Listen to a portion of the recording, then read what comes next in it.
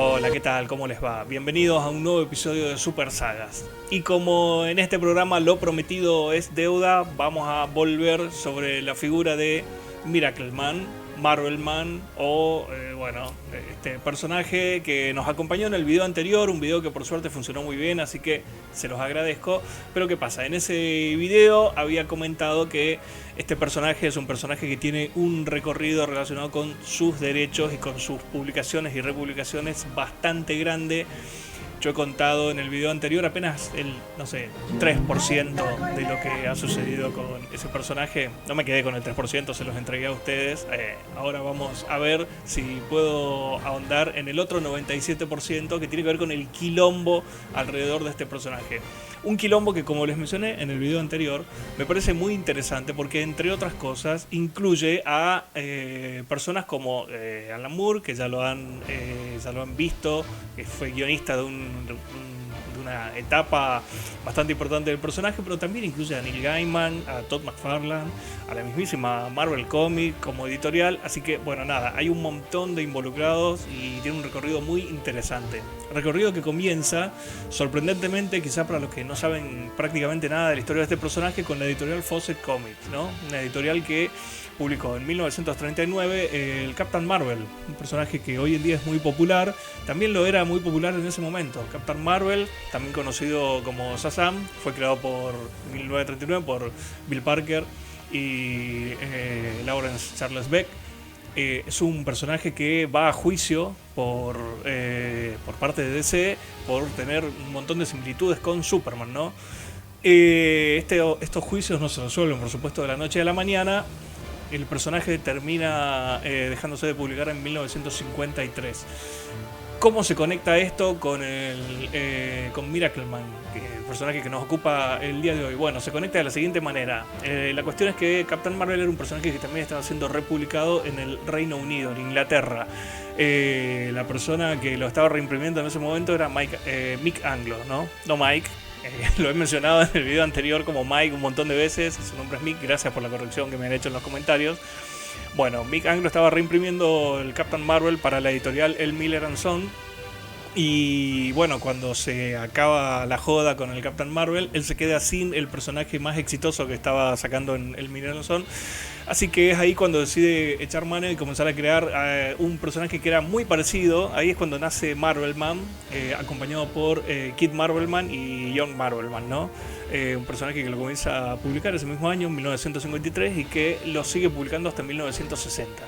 Marvelman era un personaje que físicamente tenía reminiscencias en cuanto a lo que es el diseño del traje con el Captain Marvel. Los poderes le habían sido entregados por un hechicero, también como el Captain Marvel, y tenía una familia que lo acompañaba igual que como el Captain Marvel, ¿no? 6 años después, en 1966, quiebra el Miller & Son y ahí se acaban las aventuras de este Marvelman y también se acaban las aventuras de Mick Anglo, que en lo que tiene que ver con el ambiente editorial, que la verdad es que comienza a dedicarse a otras cosas. Si la memoria no me falla, creo que comienza a dedicarse a la música, entre otras cosas, ¿no? Pero ¿qué pasa? En 1982 aparece otro editor, Des Skinn, un tipo que venía, digamos, de coordinar la línea británica de Marvel. Y si bien le gustaban los superhéroes, era un tipo que era muy entusiasta por el tema de los superhéroes, tenía un proyecto en su cabeza que era ir a romperle la cola, digamos, a la revista 2000 AD, con una competencia, una antología también de ciencia ficción con historias en blanco y negro que se iba a llamar Warrior y que iba a estar publicada por la Quality Communications. Entonces consigue, digamos, la financiación para sacar este producto y lo comienza a publicar en 1982, y con esta propuesta ya en mano, con este proyecto en mano, comienza a entusiasmar a varios autores. Ahí es cuando entra Alan Moore, ¿no? Quien se había declarado años atrás un fanático de este personaje de Marvel, un personaje que, por supuesto, con 20 años sin haber sido publicado, ya se había transformado en un personaje de culto en Inglaterra, ¿no?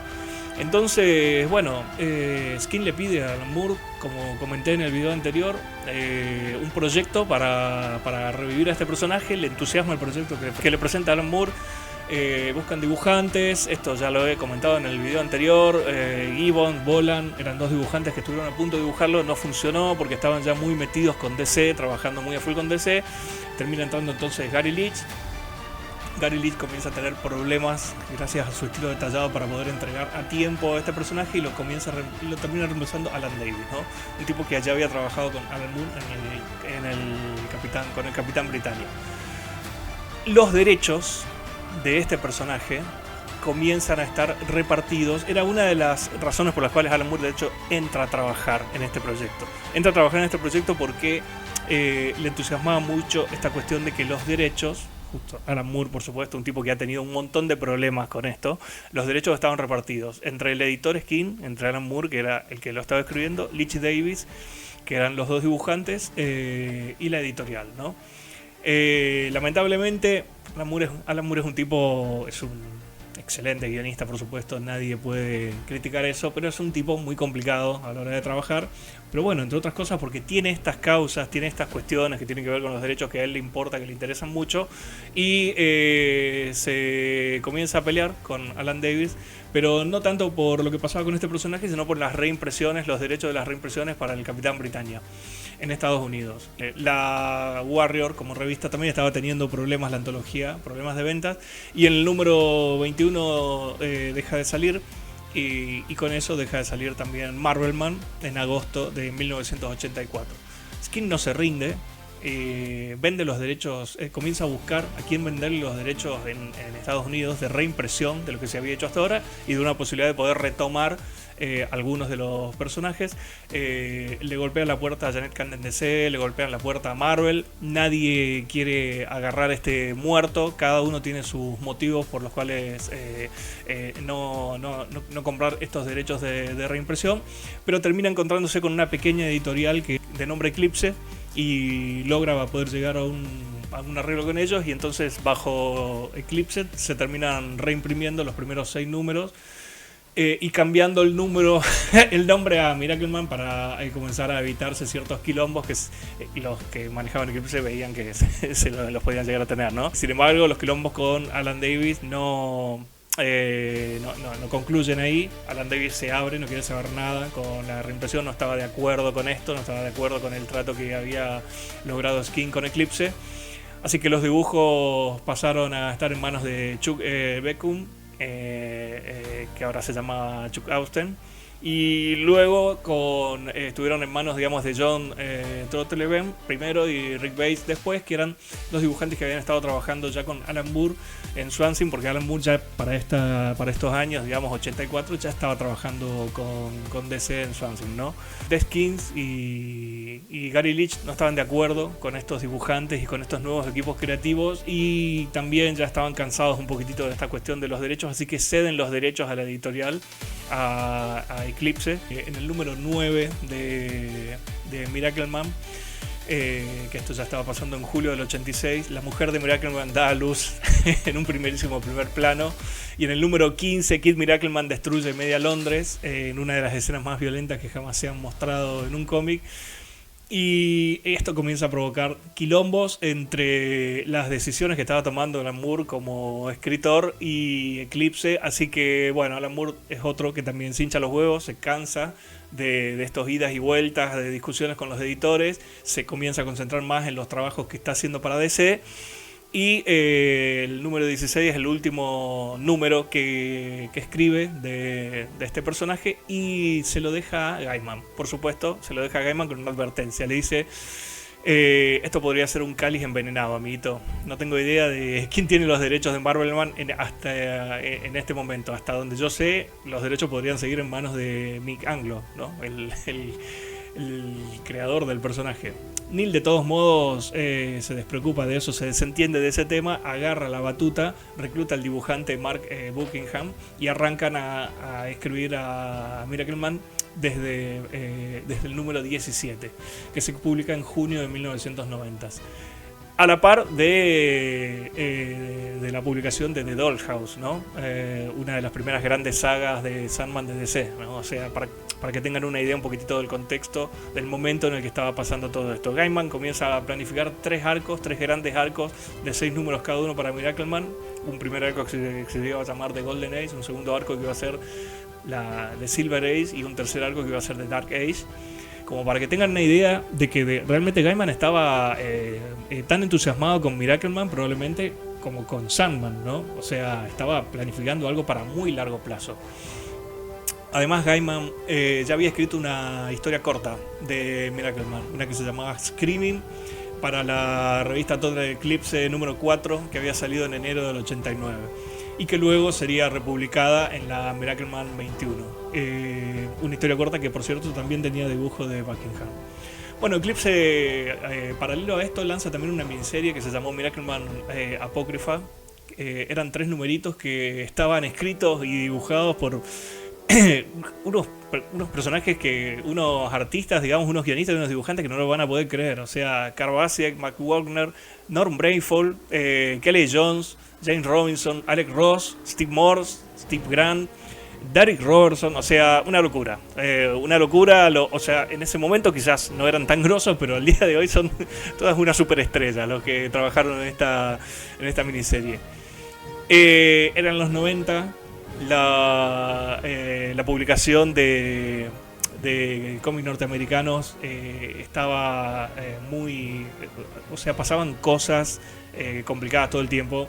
Editoriales chiquitas eran fundadas y quebraban a los 3 o 4 años. La década de los 90 fue una de las décadas en donde más editoriales independientes se han fundado probablemente, y también en donde más editoriales independientes han quebrado.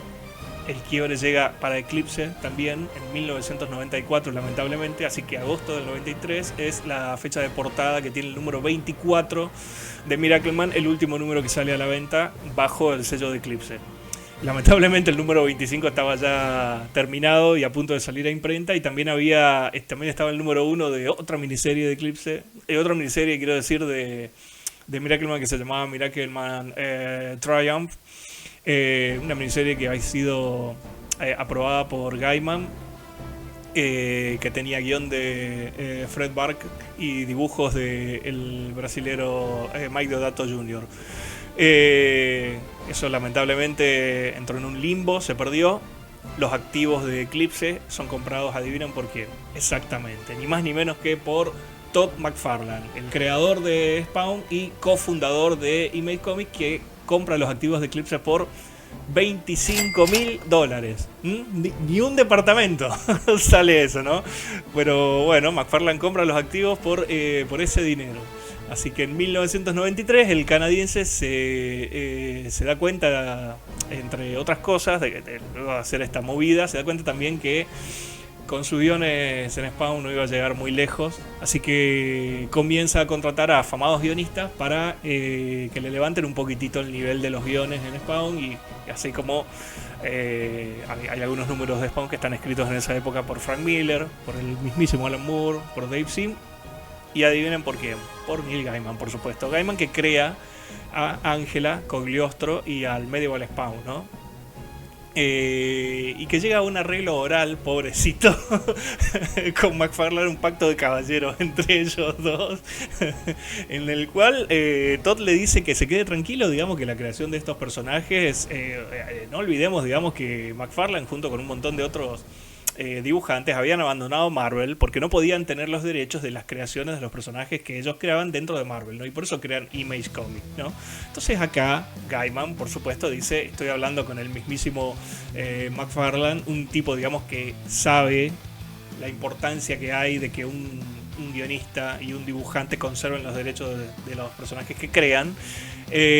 Así que bueno, arregla todo de manera oral con McFarlane, y por supuesto McFarlane se la pone de parado a Gaiman. Gaiman nunca vio un peso por los derechos de estos personajes cuando McFarlane comienza a usar estos personajes de manera reiterativa y repetitiva, no solamente en cómics, sino también, qué sé yo, en juguetes, por ejemplo, ¿no? Comienzan a aparecer juguetes del Medieval Spawn, juguetes de Angela, juguetes de Cagliostro, y Neil no ve un peso, así que bueno, se calienta y quiere llevar esto a una corte. Entonces, bueno, Todd lo detiene un poco y le dice, calmate un poco, Neil, escuchame una cosa, yo te devuelvo los derechos de Miracle Man, que sé que los querés porque querés continuar, querés retomar con este tema, a cambio de que vos me entregues los derechos de los 3 personajes estos de la familia de Spawn.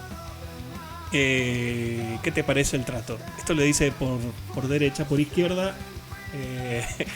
Todd ya había registrado Miracleman a su nombre. Por supuesto que esto lo hace recontra calentar a Neil y va a juicio, que no le queda otra, ir a juicio. Todo esto ya sucede más o menos en el 2001, en el cual McFarlane se cree dueño y señor de Miracleman, por supuesto, no tiene ninguna duda acerca de que el personaje es de él. Y lo incorpora al universo de Spawn. En el número 6 de un spin-off de Spawn que se llama Hellspawn, le indica, digamos, al guionista Steve Niles que tenía que introducir, digamos, al personaje de Mike Moran, que es la personalidad secreta de Miracleman, y unos números después ya comienza a preparar el arribo literal, digamos, de Miracleman como superhéroe dentro de Spawn. Y no conforme con eso, lanzó, por ejemplo, una estatua de resina de 10 centímetros de Miracleman que venía con un Spawn, digamos, para una San Diego Comic Con de esos años. Un desastre. La verdad, todo un desastre. Gaiman se da cuenta, digamos, de que todo está pasando por un muy buen momento económico, entre otras cosas, digamos, porque a la línea de juguetes le está yendo muy, muy bien. Entonces se da cuenta que el juicio lo va a perder porque le falta plata. Así que comienza a buscar a alguien que le dé una mano con esto y la termina encontrando en Marvel y en Quesada. Y se asesora con unos abogados y gracias a este asesoramiento y a la plata de Marvel y Quesada crea una fundación, o una suerte de fundación, no estoy muy seguro si es una fundación, pero bueno, una suerte de ente que se llama Marvels and Miracles LLC, que tenía, entre otras cosas, digamos, la función de ir y revisar todos los derechos, todos los problemas de derechos legales que tuvieran que ver, digamos, con personajes del comic book norteamericano. Esto lo puede llevar adelante, digamos, gracias a lo que acabo de decir, ¿no? A la sociedad con Marvel y Quesada. Paralelo a esto estaba sacando Marvel 1602, ¿no? O sea, estaba trabajando en conjunto ya con Marvel. Bueno, Marvel's and Miracle LLC comienza a hacer una investigación profunda para poder ganar el juicio en Miracleman y sacarle los derechos a Todd. Y descubre, digamos, que en varias revistas del el Capitán Miracle del 61, Mick Anglo había agregado en una línea muy chiquitita que el copyright del personaje era de él, y eso era suficiente para poder devolvérselos a los autores originales. Así que lo que termina haciendo Marvel legalmente es puentear todos los reclamos que estaba teniendo McFarlane gracias a esto, y con eso lograron conseguir recuperar los derechos del personaje. Le quisieron pasar plata también a Alan Moore para en relación, digamos, a la repartija, porque lo que hizo Marvel básicamente es contactarse de nuevo con Mick Anglo, que todavía no había muerto, y compartir los derechos del personaje con él y con una editorial que había ahí en el medio, que había tenido que ver, digamos, en ese momento con el cierre y la venta de los derechos de este personaje, ¿no? También le quisieron pasar plata a Alan Moore. Alan Moore dijo que no. El mago de Northampton dijo que toda la guita que le corresponde a él, que se la dieran a Anglo y a su familia, y que él estaba feliz con que el verdadero artista detrás del personaje viera la plata que le correspondía, ¿no? Así que Alan Moore le podremos criticar muchas cosas, pero en este caso en particular estuvo muy bien.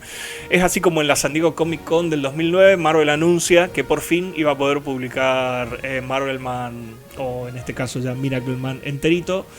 Y en el 2022 Gaiman continúa con la historia que había dejado pendiente, y después de 40 años la serie original se termina completando.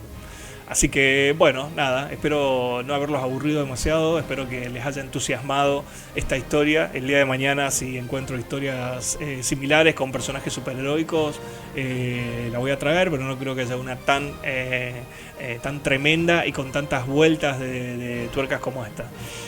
Feliz mes de la historieta para todos ustedes. Disfruten de este septiembre, lean muchas historietas y nos estamos viendo en el próximo video. Chau, chau.